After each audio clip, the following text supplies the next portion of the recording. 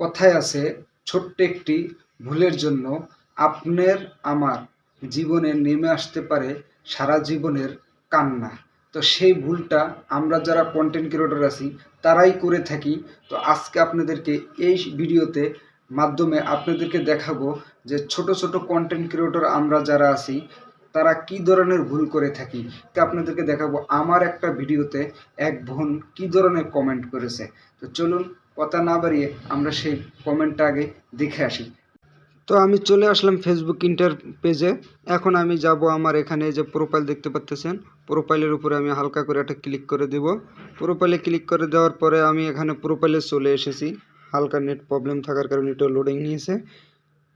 তো এখান থেকে আমি একটু নিচে চলে আসব। আমার সেই ভিডিওটা আপনাদেরকে একটু সর্বপ্রথম প্লে করে দেখাবো যে আমি এই ভিডিওতে কি কথা বলেছি এবং কোন বিষয়ে কথা বলেছি। তো আগে আপনারা সেই ভিডিওটা একটু ধৈর্য সহকারে শুনুন। তো আমার এই যে ভিডিওটা আপনারা দেখতে পাচ্ছেন এখানে, এই ভিডিওটাই মূলত আমি এখানে নিয়ে আসা হয়েছে। তো এই ভিডিওটা আমি এখন আপনাদেরকে একটু প্লে করে দেখাবো। তো আপনারা একটু শোনেন। আমরা যারা কন্টেন্ট তৈরি করি আমাদের ভিতরে কিছু নিমুখ হারামি লোক আছে, বুঝছেন? ওরা মনে করে কি জানেন, আমরা আমাদেরকে সাপোর্ট করলে মানে আমরা যদি ফেসবুকে সফলতা অর্জন করতে পারি তাহলে সব টাকা ফেসবুক আমাদেরকে দিয়ে দেবে।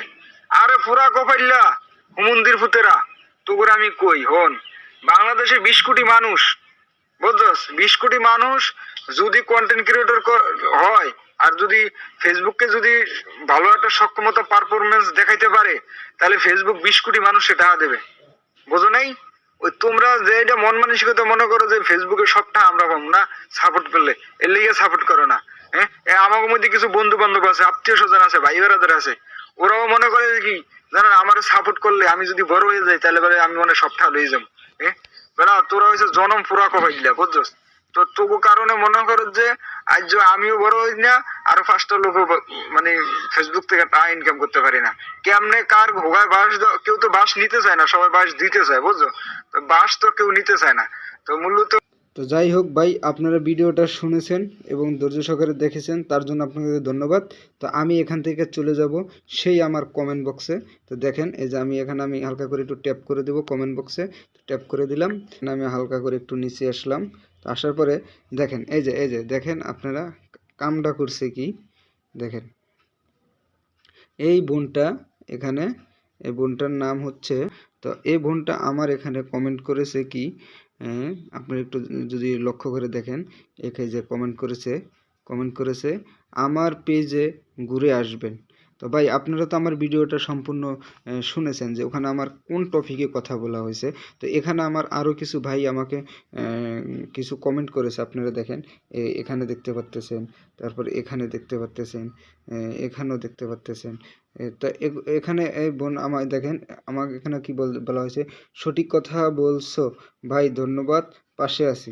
ঠিক আছে, এই ভাইয়ের মোটামুটি গাইডলাইনের ভিতরে পড়ে, গাইডলাইন ভঙ্গ করে নেই।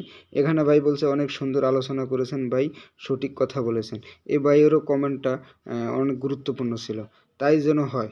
হ্যাঁ যাই হোক, তাও মোটামুটি ভালো ছিল। তো এই বোনটা যে কমেন্টটা যে করেছে, আপনারাই একটু বলেন যে এই কমেন্টের আমি কি রিপ্লাই দিব, তাকে কি বলে ধন্যবাদ জানাবো। কারণ এই ভুলগুলো করার জন্য আমরা কখনো ফেসবুক থেকে মনিটাইজেশন পাওয়া তো দূরের কথা, আমাদের ভিডিওতে ভিউ, লাইক, কমেন্ট কিচ্ছু আসার সম্ভাবনা থাকে না বেশি। আবার এমনও হতে পারে যে আপনার ভিডিওতে হাজার হাজার ভিউ হবে, লক্ষ লক্ষ ভিউ হবে, হাজার হাজার কমেন্ট হবে, কিন্তু আপনাকে ফেসবুক মনিটাইজেশন দিবে না। আবার এমনও হতে পারে আপনার ভিডিওতে 1000, 2000, 500 ভিউ হচ্ছে, দেখা গেছে ফেসবুক আপনাকে মনিটাইজেশন দিয়ে দিয়েছে।